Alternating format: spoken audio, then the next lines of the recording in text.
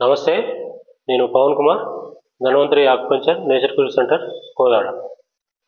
వంటల్లో ముఖ్యంగా fast food సెంటర్లలో వాడే టేస్టింగ్ సాల్ట్, అజినోమోటో అని పిలుస్తుంటారు. అది ఎలా తయారు చేస్తారు, దానివల్ల ఉపయోగాలు ఏందనేది ఈ వీడియోలో చూద్దాం. ఫాస్ట్ ఫుడ్ సెంటర్లలో ఈ టేస్టింగ్ సాల్ట్ను వాడటం అందరూ గమనించే ఉంటారు.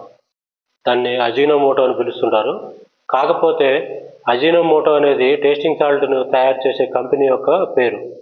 దాన్ని మోనోసోడియం గ్లూటామేట్ అనే పేరుతో పిలుస్తారు. దీని తయారీ అనేది మనం సహజంగా వాడే ధాన్యాలు, బియ్యం, గోధుమలు, షుగరు వీటి నుంచి గ్లూకోజ్ను వేరు చేసి ఒక సపరేట్ ప్రక్రియ ద్వారా ఫర్మెంటేషన్ చేసి, అంటే పులియబెట్టి దాని నుంచి గ్లూకోజ్ను వేరు చేసి చేస్తారు. ఇలా ఈ ఫర్మెంటేషన్ ప్రక్రియలో చివరిగా ఏర్పడిన పదార్థాన్ని గ్లూటామిక్ యాసిడ్ అంటారు. ఈ గ్లూటామిక్ యాసిడ్ని టేస్టింగ్ సాల్ట్గా మారవడానికి దానికి సోడియం హైడ్రాక్సైడ్ని కలుపుతారు. ఈ సోడియం హైడ్రాక్సైడ్ అనేది మన అందరికీ తెలిసిందే, కాస్టిక్ సోడా అని పిలుస్తారు.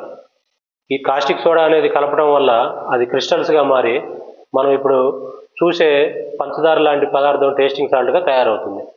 దానివల్ల అనేక ఉపయోగాలు ఉన్నాయి ఈ సోడియం హైడ్రాక్సైడ్ వల్ల. ముఖ్యంగా సోడియం హైడ్రాక్సైడ్ని బట్టలు శుభ్రపరచడానికి మరియు బాత్రూమ్స్, సెప్టిక్ ట్యాంకులు క్లీన్ చేయడానికి, ఏదైనా శుభ్రపరిచే ప్రక్రియలో వాడతారు. ఇది చాలా ఘాటైన పదార్థం. అటువంటి పదార్థాన్ని టేస్టింగ్ కోసం వంటల్లో వాడటం అనేది చాలా ప్రమాదకరం. టేస్టింగ్ సాల్ట్ని కలిపిన పదార్థాలు రోజు తినటం వల్ల ముఖ్యంగా గ్యాస్ట్రిక్ సంబంధిత సమస్యలు ఎక్కువగా వస్తాయి. అల్సర్ ఉన్న వాళ్ళకి ఆ తీవ్రత ఎక్కువ అవుతుంది.